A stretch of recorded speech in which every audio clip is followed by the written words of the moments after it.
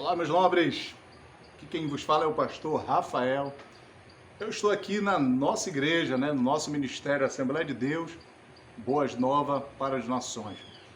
E como de costume, eu saio de casa aproximadamente umas 4h30, às 5 horas da tarde, para estar aqui na nossa igreja, principalmente por conta da necessidade do atendimento pastoral.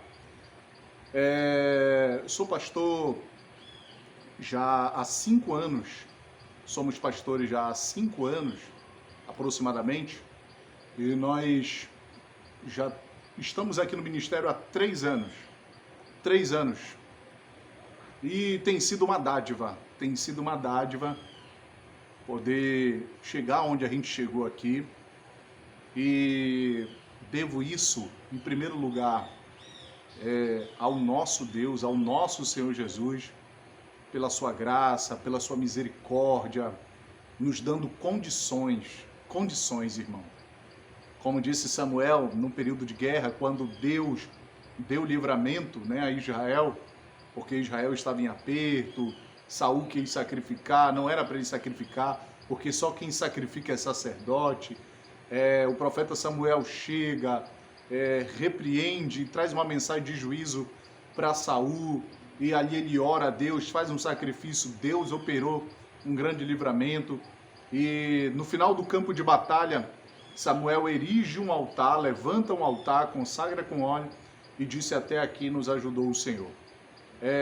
Eu sempre tomo esse versículo como o meu versículo de cabeceira de cama, sempre eu tomo esse versículo como o sustentáculo da minha fé, porque, queridos, eu acho que você vai se identificar. Você que é pastor, você que é obreiro, você sabe muito bem que se você é o que você é hoje, não é pelos teus méritos, não é pelos seus próprios méritos.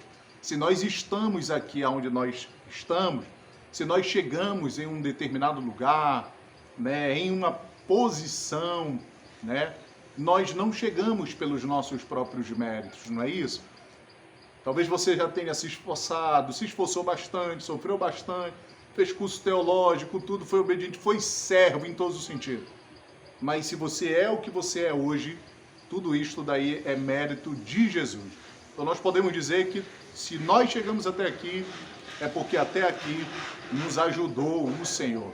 E eu quero trazer uma palavra, uma palavra de Deus para o teu coração, e eu quero me utilizar de 2 Timóteo capítulo 2, verso 1, segunda carta de Paulo a Timóteo, capítulo 2, verso 1, que particularmente tem sido um dos versículos que trazem sustentabilidade para a minha vida espiritual no dia a dia, irmão. Tu, pois, meu filho, fortifica-te na graça que há em Cristo Jesus. Aconselhamento de um homem cheio de experiência, diga aproximadamente 30 anos de experiência, que registra ao longo das suas cartas pastorais, mas precisamente em 2 Coríntios, capítulo 12, todo sofrimento por causa, em primeiro lugar, por amor a Cristo e por amor ao Evangelho. Paulo vai catalogar em 2 Coríntios, capítulo 12, toda a sorte de problemas, de dificuldade, de sofrimento, e ele vai mostrar isso como a sua credencial em Gálatas, no capítulo de número 6, quando ele vai dizer da seguinte forma: quanto a isso, ninguém me amoleste ou ninguém me perturbe, porque carrego em mim, no meu corpo, ou trago no meu corpo as marcas de Cristo. Naquela época, os falsos mestres, falsos apóstolos, falsos irmãos que perturbavam a fé da igreja naquela época, eles sempre se vangloriavam de coisas que eles nunca passaram como Paulo passou.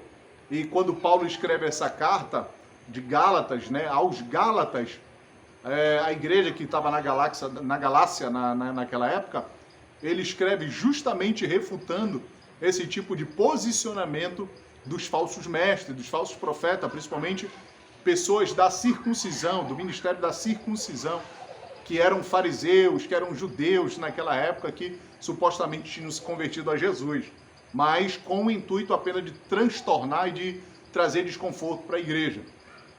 E Paulo está mostrando na prática, dizendo assim: as marcas que eu carrego no meu corpo não são méritos meus, são méritos de Deus.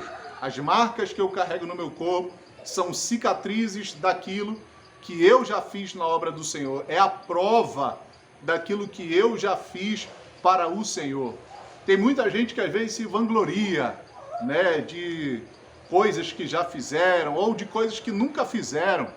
Mas o apóstolo Paulo, ele é um dos exemplos, principalmente para mim, principalmente para você, de homens que doaram a sua vida, que se prepararam um bom tempo, porque na conversão de Paulo, ele passa 3 anos na Arábia se preparando espiritualmente, mentalmente, justamente para essa grande caminhada, para essa corrida, né, que ele compara como se fosse a corrida de um atleta, né?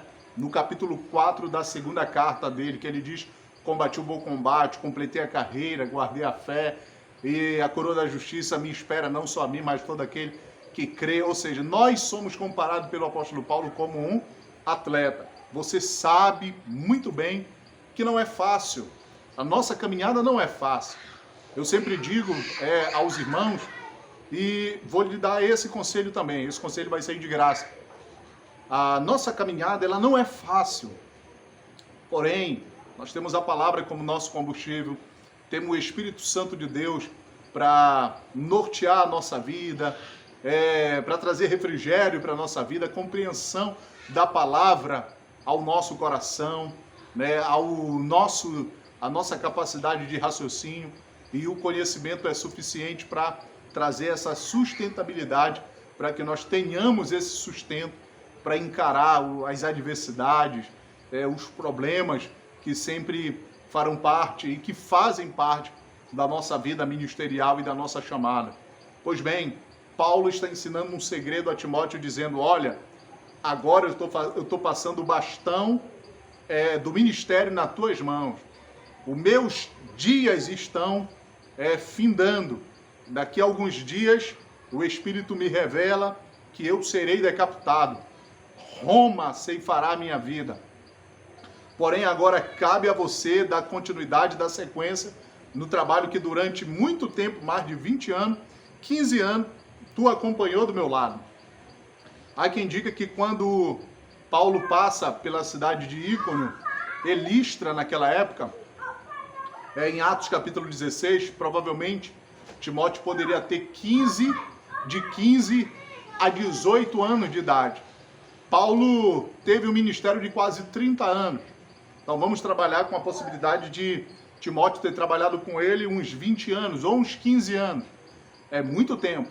Então o discípulo Timóteo, acompanhando de perto a caminhada do apóstolo Paulo, do seu pastor, do seu mestre, do seu discipulador, acompanhou de perto o sofrimento, as adversidades de problemas que ocorreram ao longo da caminhada e do ministério do apóstolo Paulo.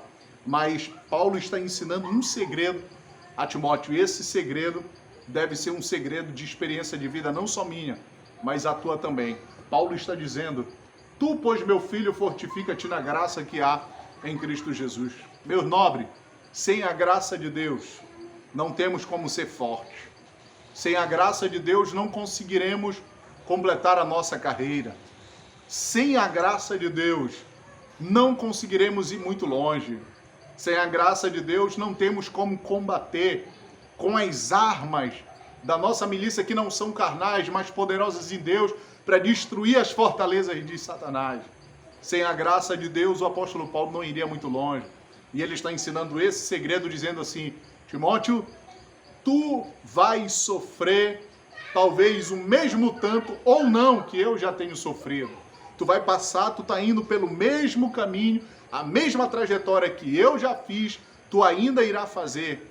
E o segredo é, quando as coisas começarem a dar errado, quando tu se sentir desanimado, quando você se sentir, quando você se sentir só, abandonado, lembre-se de uma coisa: fortalece ou fortifica-te na graça que há em Cristo Jesus. Então o segredo da nossa caminhada é se fortalecer na graça que há em Cristo Jesus. Eu espero que você fique com essa mensagem. Esse é o sustentáculo da minha, não só da minha vida, mas também da vida de muitos que estão sendo chamados por Deus, que já vêm de uma longa experiência de anos na seara de Deus, no campo missionário de Deus. E você que está me ouvindo agora, que você se fortifique na graça de Deus, que a graça de Deus possa complementar a tua vida, trazendo ânimo e sustentabilidade para a tua vida espiritual. Que Deus te abençoe em Cristo Jesus.